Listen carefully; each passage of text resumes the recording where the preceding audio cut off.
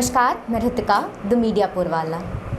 1 सितंबर से national nutrition week मनाया जा रहा है और आज हम आए हैं एक बहुत ही ख़ास टॉपिक पर बात करने, that is about women health. तो इसके लिए हम आ चुके हैं डॉक्टर रेणुका चौधरी जी से बात करने, जो जमशेदपुर की बहुत ही जानी मानी गायनेकोलॉजिस्ट यानी कि स्त्री रोग विशेषज्ञ हैं। Hello ma'am. सबसे पहले तो थैंक यू सो मच अपना वक्त देने के लिए हमारे लिए for this noble cause, because आज हम आपसे बात करके आपकी हेल्प से आम महिलाओं तक ये बात पहुंचाना चाहते हैं कि उन्हें किस तरह की न्यूट्रिशन की ज़रूरत है उनकी बॉडी को।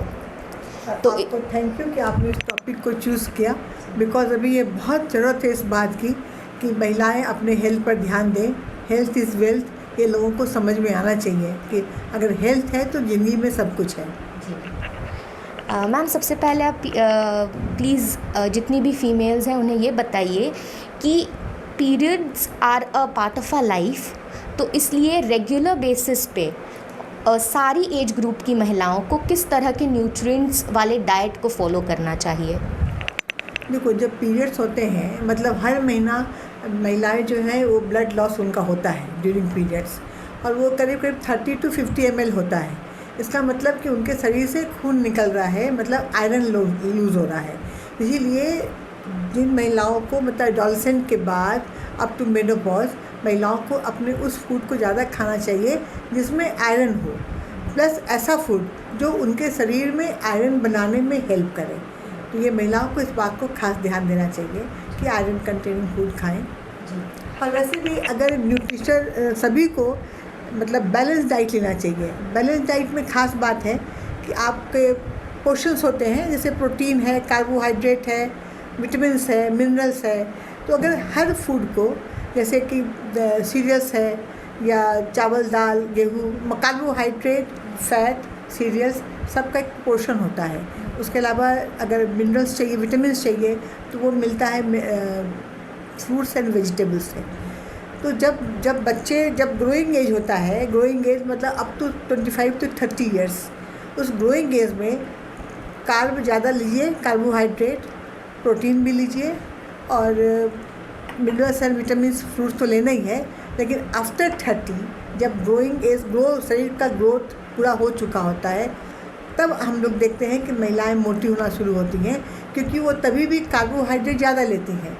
लेकिन जब उनका ग्रोथ हो चुका होता है तब उनको न्यूट्रिशन चाहिए, और ये न्यूट्रिशन मिलता है फ्रूट्स एंड वेजिटेबल्स से। तो आफ्टर 30-40 अपने फूड में वेजिटेबल्स ज़्यादा रखें और फ्रूट ज़्यादा रखें, तो उनको पूरा न्यूट्रिशन मिलेगा।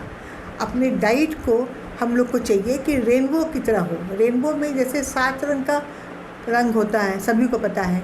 तो अगर हम लोग 7 रंग का फूड मतलब कलरफुल खाना खाएं, ये ध्यान रखने वाली बात है।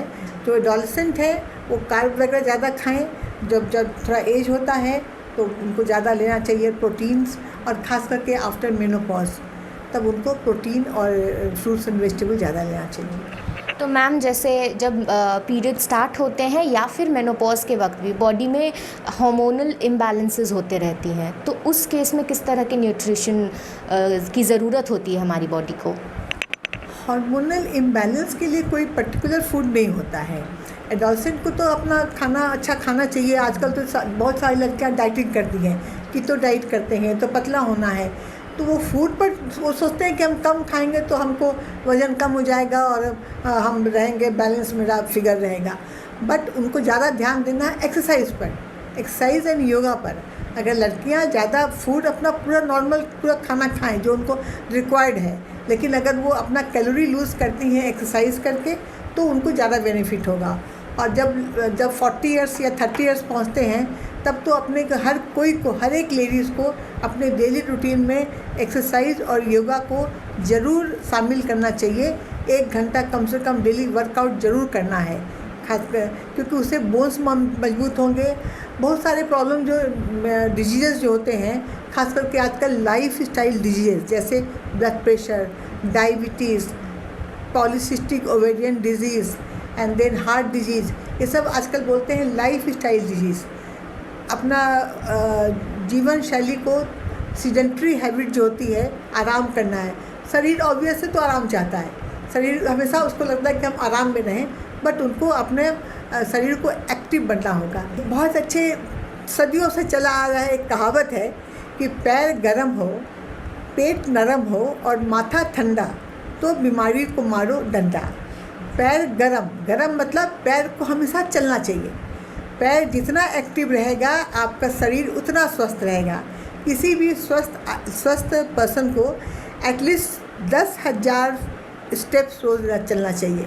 कहते तो है कि 16,000 चलो, अगर 16,000 नहीं चल सकते हैं तो 10,000 स्टेप कदम रोज़ चलना चाहिए। और पेट नरम मतलब पेट पर आप लोग कृपा कीजिए, खूब मिर्चा मसाला खट्टा हॉट फूड ये सब जंक फूड ये सब नहीं खाएंगे। बैलेंस डाइट घर का बना हुआ रोटी दाल चावल खाएंगे। आजकल तो बच्चे भूल गए हैं कि घर का रोटी दाल चावल क्या होता है। जब चाहिए ऑर्डर किया जोमेटो में और मंगा लिया, हॉट पिज़्ज़ा मंगा लिया और सब बर्गर मंगा लिया। तो ये पेट को नरम रखने के लिए बैलेंस डाइट खाओ, बिना मिर्च कम मिर्च मसाला खट्टा का। हाँ, बहुत मन कर रहा है तो नियम बना लो कि 5 दिन घर का खाएंगे और सप्ताह में 2 दिन वीकेंड में हम लोग बाहर खाएंगे। उतना शरीर बर्दाश्त कर लेगा और उससे आप स्वस्थ भी रहेंगे। और माथा ठंडा, हमेशा अपने आप को कूल रखिए। इसके लिए हमको लगता है कि प्राणायाम जो है, अगर सब लोग उसको अडॉप्ट करें, प्राणायाम से माथा ठंडा रहता है। क्योंकि प्राणायाम में हम 2 बात देखते हैं, आपको हम बता रहे हैं। जैसे कि हम लोग हमेशा रहते हैं, थोड़ा बंद करो,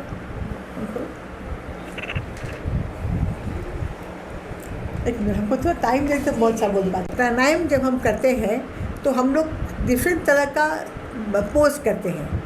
और जब हम पोज करते हैं, जैसे हमने मान लो हाथ को स्ट्रेच किया है, पैर को स्ट्रेच किया हुआ है, उस समय हम लोग लंबी लंबी सांस लेते हैं। मतलब कि हमारा बॉडी जो है वो मतलब बॉडी को तो आराम चाहिए, लेकिन जब हम लोग पोज कर रहे हैं तो बॉडी अपना उसको आराम नहीं है, उसको तकलीफ़ मिल रहा है। लेकिन जब हम उस समय ठंडी ठंडी सांस मतलब लंबी लंबी सांस ले रहे हैं तो माथा हमारा कूल हो रहा है। तो हम लोग क्या सीखते हैं कि विषम परिस्थिति में भी आप कैसे कूल रह सकते हैं। ठीक है, ये एक योगा का एक बहुत अच्छा हमको टीचिंग लगता है ये वाला। और हमने तो योगा को अडॉप्ट किया हुआ है। मतलब हम डेली 1-1.5 घंटा रोज़ योगा करते हैं और वॉक भी करते हैं 1 घंटा ज़रूर, क्योंकि हमको 10,000 स्टेप्स लेना है। मैम, जैसे अभी आपने बताया कि लाइफस्टाइल की वजह से भी बहुत सारी बीमारियां आ सकती हैं। तो जैसे हम देखते हैं कि यंग जितनी भी लड़कियां हैं, टीनेज लड़कियां हो गई या यंग लड़कियां 30 के अंडर के एज की, उनमें PCOD या कोई भी ओवेरियन सिस्ट रिलेटेड कोई भी डिजीज़ेस बहुत ज़्यादा देखने को मिलती हैं आजकल। तो इसका क्या कारण है? देखो, PCOD एक सिंड्रोम है। इसमें क्या होता है कि ओवरी जो है उसमें सिस्ट बनते हैं और उसकी वजह से ढेर सारे मेल हार्मोन निकलते हैं और बॉडी के सारे सिस्टम में जो हार्मोनल इम्बैलेंस होता है, जिसकी वजह से लड़कियों को वेट गेन होता है। वेट गेन की वजह से PCOD होता है और PCOD की वजह से वेट गेन होता है। ये एक इसके साइकिल बन जाता है। वेट गेन होता है और लड़कियों में मेल हार्मोन ज़्यादा निकलता है, जिसकी वजह से उनमें हर्सुटिज्म मतलब एक्स्ट्रा अनवांटेड हेयर्स डेवलप करते हैं। और PCOD हर उम्र की महिला को होता है। फ्रॉम 13 ईयर्स जब उसका मेंस स्टार्ट होता है, उससे लेके मेनोपॉज तक किसी भी महिला को कभी भी PCOD हो सकता है। और ये हर उम्र की महिलाओं में देखा जा रहा है। और इसका ट्रीटमेंट भी हम लोग करते हैं according to age and her requirement. अब हमारे पास एडोलसेंट लड़की आती है जिसका अभी 2-3 साल पहले मेंस शुरू हुआ है। एवरीडे क्लिनिक में हर एक गायनेकोलॉजिकल क्लिनिक में 10% महिलाएं आती हैं, लड़कियां आती हैं PCOD लेके। एज कितना है? 18 साल 19 साल। वज़न कितना होता है? 90 किलो 100 किलो। हेयर्स पूरा चेहरे पर हेयर्स, दाढ़ी मुछ टाइप। तब उनमें साइकोलॉजिकल प्रॉब्लम भी शुरू होता है, उनके अड्डा नहीं बनता है। और ये अगर इस स्टेज पर हम लोग रोक लें PCOD को, तो ये आगे चल के फिर ये नहीं होता है। मतलब ये कंट्रोल में रहता है, ये कंट्रोल में ही हो सकता है, ये क्योर नहीं होता है। और फिर उसकी वजह से क्या होता है, जब उनकी शादी होती है तो बच्चे नहीं होते हैं। तो जो लड़कियां आती हैं 25-26 साल में PCOD लेके, उनका मेन प्रॉब्लम होता है उनको बच्चा नहीं हो रहा है।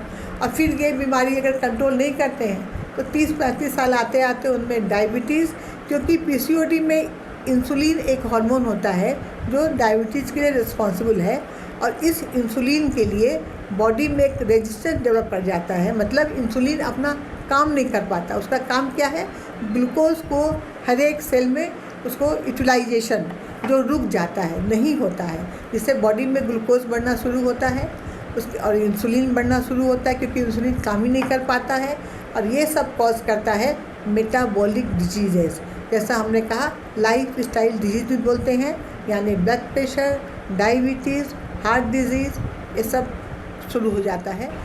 तो मैम इन सब में न्यूट्रिशन का कितना योगदान होता है हमारे लाइफस्टाइल को बेटर करने में? न्यूट्रिशन में तो देखो, मतलब हेल्दी लाइफ स्टाइल के लिए तो न्यूट्रिशन मस्ट है, ठीक है, क्योंकि बॉडी का हर पार्ट को न्यूट्रिशन मिलना है ना। मतलब ग्रोथ भी चाहिए, मसल मास भी चाहिए, उसका हर सिस्टम के लिए जो फूड में जो पार्ट होते हैं, कार्बोहाइड्रेट, फैट, हर चीज़ उसको मॉडरेट और उसका जो बैलेंस अमाउंट में उसको लेना है।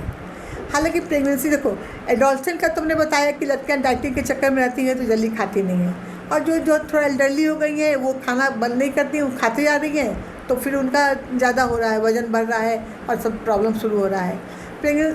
इसी बीच लोग अगर प्रेग्नेंट हो रही हैं, आजकल पेशेंट लोग आती है, प्रेग्नेंट पेशेंट लोग खास करके पेरीफेरी से या थोड़ा सा लो सोशियो इकोनॉमिक कंडीशन से, उनके हीमोग्लोबिन 7 ग्राम 7, 8 इतना कम रहता है।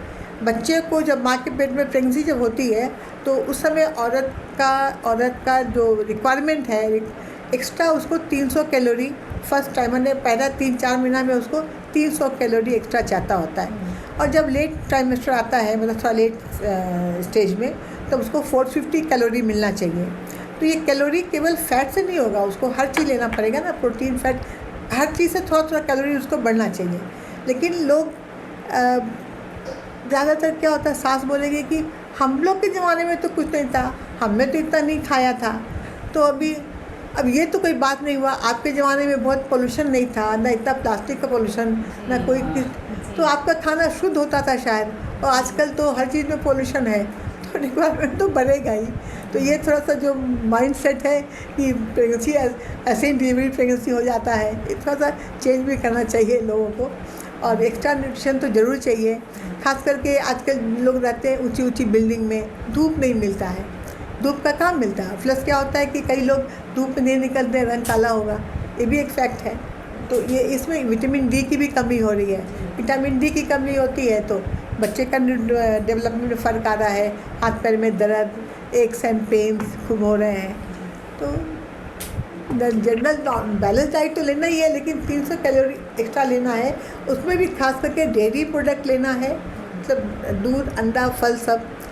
और जो लोग नॉनवेज लेते हैं उनको भी थोड़ा ध्यान रखना है, खास करके कि जैसे अनकुक्ड फूड, अनकुक्ड मीट वगैरह ज़्यादा नहीं लेना चाहिए, फ़िश बहुत ज़्यादा नहीं लेना चाहिए क्योंकि उसमें मरकरी भी होता है, लेड भी होता है जो हार्मफुल होता है।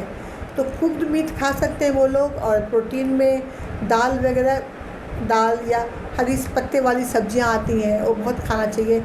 कोई भी सीजनल फ्रूट, अगर किसी के पास कम पैसा भी है तो एटलीस्ट केला तो खा ही सकता है, तो सीजनल फ्रूट अफोर्डेबल प्राइस में मिल ही जाता है, तो 1-2 फ्रूट ज़रूर खाना चाहिए, दाल ज़रूर पीना चाहिए, हरी सब्जी खास करके पत्ते वाली सब्जी, मतलब वो जो ग्रीन लीफी वेजिटेबल्स बोलते हैं, क्योंकि उसमें कैल्शियम भी होता है, आयरन भी होता है, वो अपने फूड में ज़रूर मिलाना चाहिए। मैम इसी से जुड़ा मेरा अगला सवाल है कि प्रेगनेंसी को लेकर, प्रेगनेंसी में हमें किस तरह की डाइट फॉलो करनी है, उसको लेकर काफ़ी मिथ हैं अमंग द कॉमन पीपल, कि कन्फ्यूजन होती है कि किस चीज़, न्यूट्रिएंट्स तो चाहिए शरीर को, बट किन चीज़ों को अवॉइड करना चाहिए, तो उस पर प्लीज़ आप अपनी राय दें। देखो, फ्रूट्स में हम लोग पेशेंट लोग को बोलते हैं कि आप पपाया मत लो, और पाइनएप्पल नहीं लो, और ग्रेप्स के लिए भी बोलते हैं ग्रेप्स नहीं लो। सोयाबीन में बहुत ज़्यादा एस्ट्रोजन, मतलब एक हार्मोन होता है एस्ट्रोजन, उस टाइप का फाइटो एस्ट्रोजन बोलते हैं जो सोयाबीन में होता है, तो सोयाबीन भी ज़्यादा नहीं खाना चाहिए। अपने पेशेंट लोग को बोलते हैं खाने का टाइम बहुत इंपॉर्टेंट है। सुबह का नाश्ता आप उठ के खा लो, दोपहर खाना पॉजिटिवली 12 और 1 के बीच में हो जाना चाहिए, एंड रात का खाना 7 बजे तक आपका रात का खाना होना चाहिए। जितनी भी महिलाएं देर से खाना खाती हैं सब रात भर हार्ट बर्न होता है, उनको एसिडिटी, जलन वगैरह होता है, तो रात का खाना 7 PM तक खा लें। रात में 9 बजे 1 गिलास गर्म दूध पिए प्रोटीन पाउडर मिला के, और 9 बजे वो बिस्तर में सोने चली जाए। और उसके रूम में टीवी नहीं होना चाहिए, क्योंकि वो देर तक जगने से फिर नींद पूरा नहीं होता है, स्ट्रेस रहेगा तो बच्चे का ग्रोथ कम होता है। तो नींद बहुत ज़रूरी है, स्ट्रेस फ्री लाइफ बहुत ज़रूरी है, बैलेंस डाइट बहुत ज़रूरी है, वेरी इंपॉर्टेंट। आप सबने देखा कि मैम से हमारी बात हुई और उन्होंने बहुत ही मज़ेदार और सरल तरीके से कुछ कहानियों के साथ, कुछ किस्सों के साथ, कुछ कहावतों के साथ हमें ये समझाने की कोशिश की कि महिलाओं को किस तरह के न्यूट्रिशन को फॉलो करना चाहिए ताकि उनकी लाइफस्टाइल हेल्दी बनी रहे। Thank you.